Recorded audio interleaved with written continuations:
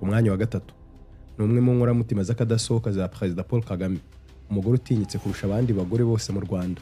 Ntakunda kugaragara mu bitangazamakuru, n'abayobozi bakuru barimo abaminisitiri baramwubaha cyane bitewe n'umusanzu atanga ku Rwanda. Nta makuru na make uyu mugore yashaka ku muntu uwo ari we wese hano mu Rwanda ngo ayabure. Ibikorerwa mu gihugu cy'u Rwanda byose aba bifiteho amakuru. Uwo watekereje niwe. Uyu mugore nta wundi ni Ines Mpambara. Yahoze ari umuyobozi mukuru w'ibiro bya Perezida Paul Kagame. Umwanya yasimbuweho mu 2020 awumazeho imyaka 10. Mu mwaka w'2000 nibwo yatangiye kumenyekana ubwo habaga kutumvikana hagati ye n'uwari umuyobozi mukuru w'icyahoze ari kaminuza nkuru y'u Rwanda, Emile Rwamasirabo. Ines Mpambara we yari umuyobozi w'ishami ryigisha itangazamakuru muri kaminuza y'u Rwanda.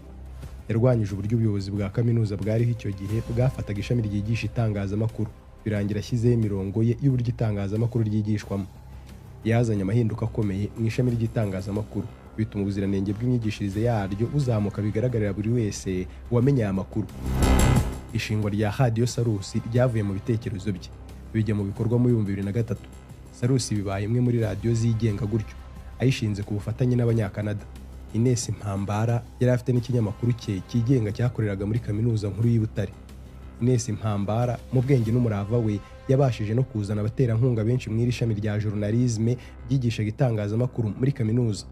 Yazanye amahinduka akomeye mu ishami ryigisha itangazamakuru, ku buryo ariryo rya mbere ryabashije kugira icyumba kirimo mudasobwa abanyeshuri bigaga iri shami bakoreshaga mu bushakashatsi, mu gihe nta rindi shami ryari rifite icyumba cya mudasobwa abanyeshuri bigiragaho muri icyo gihe. Si ibi gusa kuko n'abarimu bigishaga muri iyi kaminuza abenshi muri bo babaga ari abazungu b'Abanyakanada. Kubera uburyo yateje imbere ishami rya journalisme ryigisha itangazamakuru muri kaminuza y'u Rwanda, Honorable Ines Mpambara abanyeshuri baramukunze cyane kugeza ubwo bamufataga nk'umubyeyi wabo bakamwita mama. Iki gihe yari umurasta afite n'amadred, yari umuntu wisanzura cyane ugaragaza urukundo n'ishyaka ryo gufasha abantu, kandi ukabona bimurimo nk'uko n'ubundi yari umuco n'ihame shingiro riranga abarasta. Mu 2006 Minisiteri y'Ubuzima yaramurambagije imutira kaminuza y'u Rwanda kugira ngo bafashe gutegura umushinga wo gushishikariza abaturage kwirinda indwara z'ibyorezo. Akijya muri Minisiteri y'Ubuzima ntiyongeye gusubira muri kaminuza. Yakoze mu mwaka wa 2007, nyuma bagiriwe icyizere n'umufasha wa Nyakubahwa Paul Kagame ashyirwa mu mushinga w'Imbuto Foundation. Nyuma za kuva mu Mbuto Foundation yerekeza mu biro bya Perezida wa Repubulika y'u Rwanda Paul Kagame. Yageze mu biro bya Perezida wa Repubulika mu mwaka wa 2009, aho yabanje kuba Deputy of Strategy and Policy Unit. Ni umuyobozi wungirije mu ishami rishinzwe igenamigambi n'amategeko. Mu gihe cy'amezi make yahise azamurwa mu ntera ahinduka umuyobozi mukuru w'ibiro bya Perezida. Akigera mu biro bya Perezida wa Repubulika nibwo yahise akuraho imisatsi y'amadred, asigarana umusatsi wa naturel. Yageze muri ibi biro nta muntu wari umuzi muri guverinoma.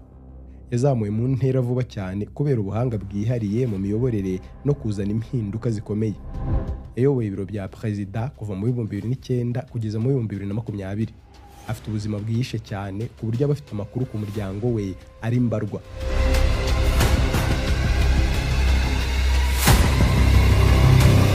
Umwanya wa kabiri ni umugore uzwi cyane muri politike y'u Rwanda bitewe n'imirimo idasanzwe y'amaboko ye yakoze kuva mu myaka 21 yose ayimazemo. Yakoze imirimo inyuranye irimo kuba umuyobozi mukuru ushinzwe itumanaho, umujyanama wa Perezida, umwanditsi w'imbwirwaruhame za Perezida, akora muri Presidence, ndetse ubu ni umuvugizi wa guverinoma y'u Rwanda. Ni inshuti y'urubyiruko cyane bituma rumwisanzuraho, akarugira inama zitandukanye zirimo ibyiza byo kubaka no gusigasira ibyiza by'igihugu cyabo. Ati I was born in the DRC. I'm half Mu by'ukuri navukiye muri RDC, ndi umunyekongo ho igice. Papa yari umunyekongo, mama yari umunyarwandakazi, ariko nakuriye muri Kenya nk'impunzi. Nari kumwe na mama. Papa yitabye Imana ubwo nari muto. Twaje mu Rwanda ndi umwana, mama yari umupfakazi afite abana batanu. Primary school and secondary school in Nairobi. Nize amashuri abanza n'ayisumbuye i Nairobi. Njya muri Canada ubwo nari ngiye muri kaminuza. Nagiye i Nairobi ubwo nari mfite imyaka 4. Ni Orandi Macron uri mu nshingano zo kuba umuvugizi wa guverinoma y'u Rwanda. Ni mukuru wa Yvonne Macron uyobora Rwanda. Orandi yavukiye Rumumbashi muri Kongo. Akiri umwana muto cyane yavugaga ururimi rw'ikiruba rubarizwa muri Kongo. Ahiyongeragaho igiswahili n'igifaransa. Ku myaka 4 iwabo bimukiye muri Kenya, bituma ku ndimi yarazi hiyongeraho icyongereza. Mu 1993 yimukiye mu gihugu cya Canada abari na haminuriza indimi. Yolande yakuranye inzozi zikomeye zo kuba umunyamakuru ukomeye bitewe n'abanyamakuru b'abategarugori yabonaga kuri CNN. Muri Mutarama 2003 yagarutse mu Rwanda atangira urugendo rw'itumanaho muri guverinoma. Yise urukuta rwe rwa LinkedIn ubona neza ukuntu yagiye abarizwa mu myanya y'akazi itandukanye. Handitse ko muri 2003 kugeza muri 2006 yari umuyobozi w'itumanaho akaba n'umuhuzabikorwa w'icyahoze cyitwa PSFA. Kuri ubu ni Imbuto Foundation yashinzwe na Madame Jeannette Kagame. Mbere y'uko ava muri Canada yakoraga mu kigo kidaharanira inyungu i Montreal, Toronto muri Canada. Kuva muri Mutarama ya 2006 kugeza mu Kuboza kwa 2013 yari umuyobozi mukuru w'itumanaho mu biro bya President muri Presidence. Nyuma y'imyaka 8 akora iyi mirimo, muri Mutarama ya 2014 kugeza muri Kamena ya 2021 yakoraga nk'umujyanama wa President Kagame, akaba n'umwe mu bandikaga imbwirwaruhame ze. Tariki ya 31 Nyakanga 2021 ibiro bya Minisitiri w'Intebe byatangaje ko inama y'abaminisitiri yemeje ko Yolande Makuru aba umuvugizi wa guverinoma. Yolande Makuru ariyoroshya cyane ku buryo azi gusabana cyane kandi akakirana abantu bose urugwiro, yaba abakomeye n'aboroheje. Ni umwe mu bagore bibe byose leta y'u Rwanda ifite bumva akazi ko gusobanura ibintu byose bijyanye n'itumanaho kuva hasi kugera hejuru. Amakuru y'ibiri kubera mu Rwanda arayakurikirana cyane. Abavuga ku Rwanda neza cyangwa nabi ababazi niyo baba bavutse uyu munsi.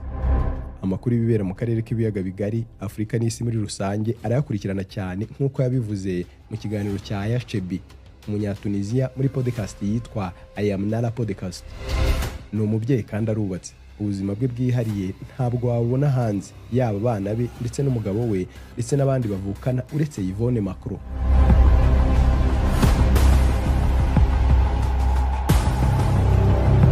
Umwanya wa mbere ni umugore wavutse ku itariki 8 z'ukwezi kwa 9 mu 1993. Avukira mu Bubiligi i Bruxelles. Aracyari muto mu myaka ugereranyije n'abo twatambutseho. Uyu nta wundi ni Ange Ingabire Kagame. Niwe mugore uza ku mwanya wa mbere mu bagore 10 bakomeye mu Rwanda. Ibi birumvikana cyane kuko n'umwana w'umukuru w'igihugu kandi akora muri Presidence. Igice kinini cy'ubuzima bwe cyagizwe ibanga cyane. Ntabwo akunda kugaragara mu bitangazamakuru. Amashuri abanza yigiye mu Rwanda n'ayisumbuye na kaminuza abyigira muri Amerika. Kuva mu 2008 kugeza muri 2011 yigaga muri Dunhall School, ishuri ryigenga riherereye i Wellesley muri Massachusetts muri Amerika. Asoreza amashuri yisumbuye. Kuva muri 2011 kugeza muri 2015 yari arimo kwiga mu cyiciro cya kabiri cya kaminuza, aho yigaga ibijyanye na siyanse politike cyangwa political science. Ayiga muri Smith College muri Leta Zunze Ubumwe za Amerika.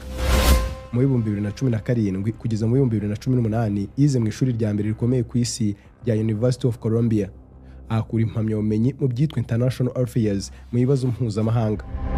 Kuva muri 2015 kugeza muri 2017 yari umusesenguzi w'amategeko n'uburyo bw'igenamigambi, Policy Analyst and Strategy, mu itsinda ry'amategeko Policy Unit mu biro bya Perezida wa Repubulika y'u Rwanda mu Rugwiro.